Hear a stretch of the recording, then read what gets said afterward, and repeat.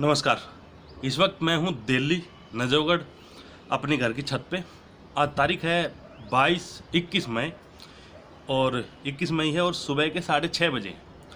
अभी टेम्परेचर है 31 डिग्री और ठीक 10 बजे के आसपास टेम्परेचर इतना ऊपर चला जाएगा, इतनी गर्मी हो जाएगी कि सुबह 10 बजे से शाम के 5 बजे तक शायद ही कोई घर से बाहर निकलते होंगे। बड़ी मुश्किल से कोई बाहर नहीं निकलता। लेकिन इसी बीच में बहुत सारे लोग बाहर भी निकलते हैं, काम भी करते हैं, चाहे वो डिलीवरी वाला हो या फल फ्रूट वाला हो या किसी ट्रेनिंग सेंटर पे जवान ट्रेनिंग भी कर रहे होंगे। इससे भी भीषण गर्मी में और पूरा दिन। ठीक है, ट्रेनिंग है, उनका पार्ट है, एक लाइफ का, उनकी ड्यूटी का एक पार्ट है, ट्रेनिंग कीजिए। लेकिन उस ट्रेनिंग के साथ साथ उनके स्वास्थ्य का, उनके खान पान का भी ध्यान रखना चाहिए।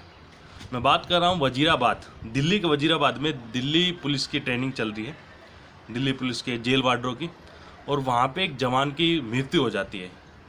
बताया जा रहा है कि वो जवान पिछले 10 दिनों से अपने स्वास्थ्य से परेशान था, अपनी शरीर से परेशान था, बीमार था, उसको सांस लेने में प्रॉब्लम हो रही थी और बार बार उसे एक सस्ते से हॉस्पिटल में, एक सरकारी जो होता है ना स्वास्थ्य केंद्र, वहाँ ले जाके उसको छोटा मोटा एक ट्रीटमेंट दिला के वहाँ के जवान लेके आ जाते थे।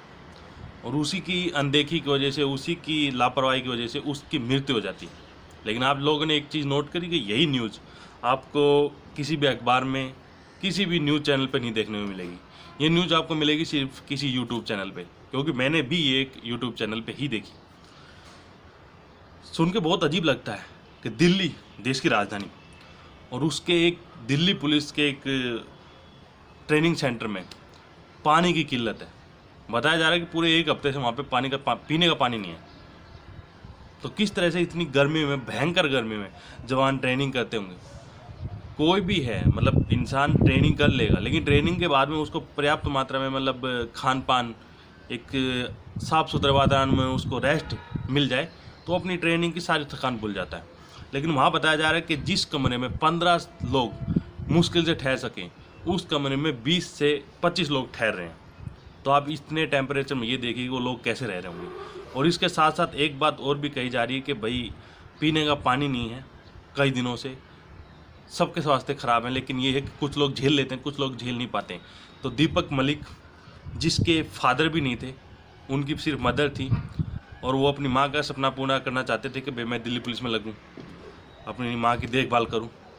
और स्वास्थ्य के प्रति उसने अपने परिवार को भी ये बताया था कि मेरा स्वास्थ्य ठीक नहीं है। तो उसके ताऊजी और उसकी माता वो उसको लेने भी वहाँ पे गए, उसको लेने गए कि हमें हमारा बेटा दे दो कि हम किसी और हॉस्पिटल में, किसी और अस्पताल में इसका इलाज करवा लेंगे, इसकी देखभाल करवा लेंगे। लेकिन बताया जा रहा है कि वहाँ के जो साहब हैं, अधिकारी हैं, जो भी हैं, उन्होंने उसकी माँ को और उसके ताऊजी को गालियाँ देकर उनको वहाँ से भगा दिया कि ये यहीं मरेगा, यहीं सब कुछ करेगा, यहाँ से कहीं नहीं जा सकता। तो ये है कि इस तरह की अनदेखी हुई हैं, लापरवाही हुई हैं और जिसके चलते दीपक मलिक, एक नौजवान जो शहीद हो गया। शहीद कहेंगे क्योंकि भाई देश की सुरक्षा के लिए, राजधानी की सुरक्षा के लिए वो तैयार हो रहा था। लेकिन बात यह है कि ये न्यूज़ भी कहीं नहीं आ रही है और ये बिल्कुल एकदम से दबा दिया गया है, जबकि एक बहुत बड़ा मुद्दा है। अगर आज इन मुद्दों को दबा के रखेंगे तो आने वाले टाइम में ना जाने कितने लोग और इसका शिकार हो जाएं।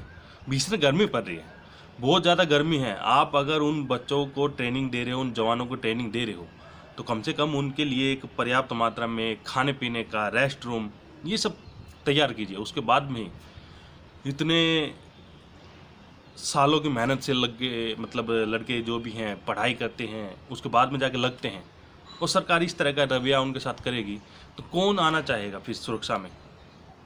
लेकिन ये तो वही बात है कि भाई महंगाई है, बेरोजगारी है, लोग सोचते हैं कहीं भी किसी भी काम को मिल जाए, बस ले लो।